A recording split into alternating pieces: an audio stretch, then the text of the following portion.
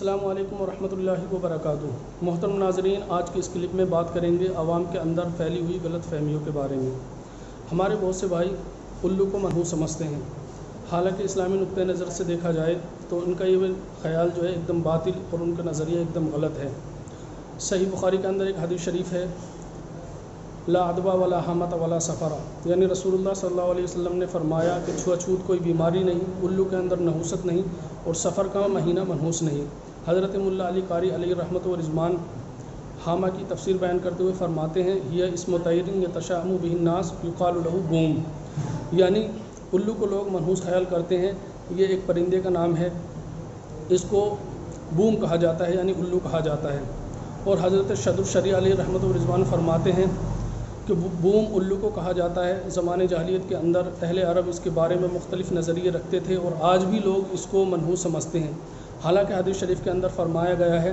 کہ الو منحوس نہیں ہے، تو اب ان کے خیال کا کوئی اعتبار ہی نہیں۔ اسی طرح سے سفر کے مہینے کو سمجھتے ہیں کہ سفر کا مہینہ منحوس ہے، اور چھوا چھوت کو لے کر بھی بہت زیادہ حساس رہتے ہیں، یہ بھی کوئی چیز نہیں ہے۔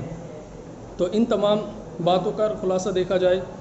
تو اسلامی نقطۂ نظر سے اس کا جو خلاصہ ہے وہ یہ ہے کہ الو منحوس نہیں، سفر کے مہینے بھی کوئی نحوست نہیں، اور چھوا چھوت بھی یہ کوئی چیز نہیں ہے۔ آپ یہ سوچئے کہ ہر چیز کا خالق اللہ ہے، اللہ تبارک و تعالیٰ نے ہر چیز کے اندر کوئی خیر رکھی ہے، تو آپ مسبب الاسباب اللہ کو جانیے، کیونکہ بہت سے لوگ یہ سمجھتے ہیں کہ کسی کے یہاں الو بول جائے، کہ الو آ کے بیٹھ جائے، تو وہ سمجھتے ہیں کہ اب اس کی خیر نہیں، اس کے تمام معاملات غلط ہی ہوں گے۔ تو اگر کبھی آپ کے دل میں اس طرح کے خیالات پیدا ہوں تو علماء کرام سے آپ رابطہ کیجئے، ان سے صحیح معلومات حاصل کیجئے، صحیح حکم جانیے اس کا،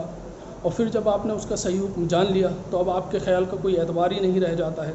بلکہ اصل چیز وہی ہے جو قرآن کریم اور حدیث کریم کے اندر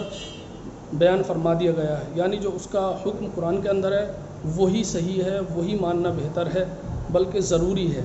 اور جو لوگ اپنے خیالات پر ٹکے رہتے ہیں اور اپنی سمجھ سے بہت سی چیزوں کو غلط سمجھ لیتے ہیں، ان کے خیال کا اور ان کے اس نظریے کا قرآن و حدیث کے اعتبار سے کوئی بھی اعتبار نہیں ہے، بلکہ اپنے ذہن کے اندر سے یہ تمام باطل نظریات نکالیے اور قرآن و حدیث کی پیروی کیجیے، علماء کرام سے احکام جانیے، اور ان چیزوں سے آپ بچیے۔ واللہ تعالی عالم۔ السلام علیکم ورحمۃ اللہ وبرکاتہ۔